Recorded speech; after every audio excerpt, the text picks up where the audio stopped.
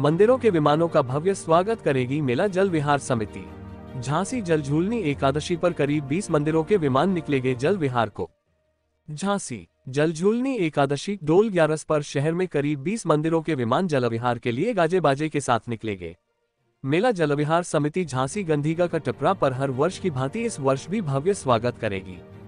सिद्धेश्वर मंदिर में पत्रकार वार्ता में कार्यकारी अध्यक्ष मुकेश अग्रवाल व महामंत्री पीयूष रावत ने बताया, हर बार की तरह इस बार 20 मंदिरों के विमान लक्ष्मी तालाब पर जल विहार के लिए गाजे बाजे के साथ निकलेंगे। विमानों में भगवान विराजमान रहते हैं। गंधीगा का टिपरा पर मेला जल विहार समिति झांसी द्वारा सभी मंदिरों के विमानों और गणेश प्रतिमा विसर्जन शोभा यात्रा का भव्य स्वागत किया जाता है। इस बार भी समिति पूजा अर्चना कर स्वागत करेगी और स्मृति चिन्ह भेंट करेगी। चाचर कमेटियों का भी सम्मान किया जाएगा। उन्होंने प्रशासन से मांग की कि मंदिरों के विमानों की पर्याप्त सुरक्षा और सुगम यातायात की व्यवस्था की जाए ताकि कोई दिक्कत न हो। उन्होंने बताया कि समिति ने हेल्पलाइन नंबर जारी किया है, कोई समस्या आने पर गणेश उत्सव समितियां संपर्क कर सकती हैं। मेला जलविहार समिति झांसी प्रशासन के सहयोग से समस्या का समाधान कराएगी।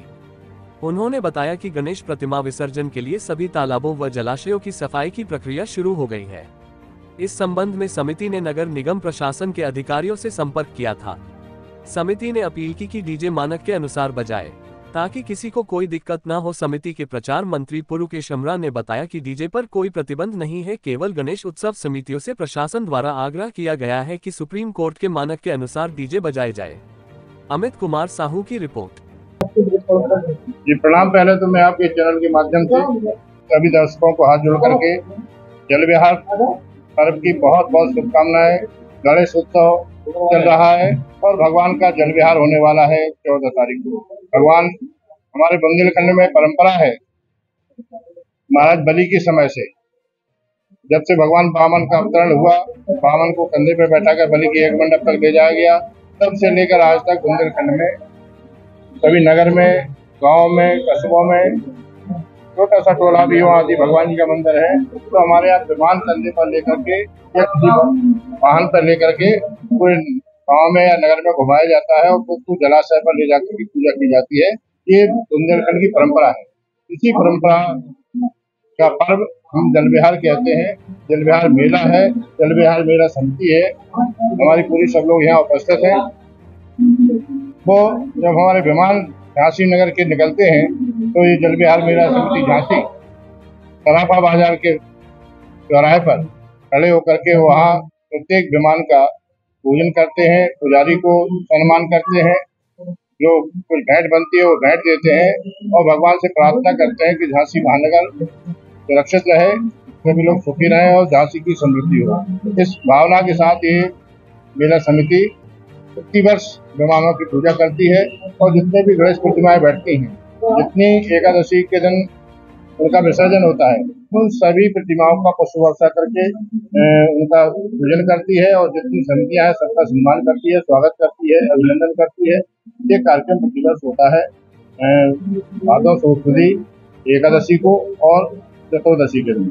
तो ये समिति का उद्देश्य है। आज हम इसी के लिए यहाँ वार्ता में उपस्थित हुए थे। हमारे अध्यक्ष जी मुकेश भाई बैठे हैं यहाँ, महामंत्री जी हमारे आदरणीय पीयूष रावत जी हैं, उपाध्यक्ष जी जो है आदरणीय स्वामी जी हैं, अरविंद जी हैं, रमेश जी हैं, जितेंद्र तिवारी जी हैं, विनोद अवस्थी जी हैं, लल्लन महाराज जी भी हैं, विनोद चतुर्वेदी जी भी हैं। हम सभी लोग, भाई साहब हैं हमारे सबसे पुराने सदस्य हैं, हम सब लोग मिलकर के और समिति के भी बहुत सारे सब पदाधिकारी हैं जो यहाँ उपस्थित नहीं हो सके हैं किसी कारण से, सब मिलकर के भगवान की पूजा के लिए तत्पर हैं। आपके मत से यही प्रार्थना है कि अब आप इस उत्सव को निर्विघ्न संपन्न हो, जन जन तक इसका संदेश पहुंचे, इसमें आप सबकी शुभकामनाएं हमारे।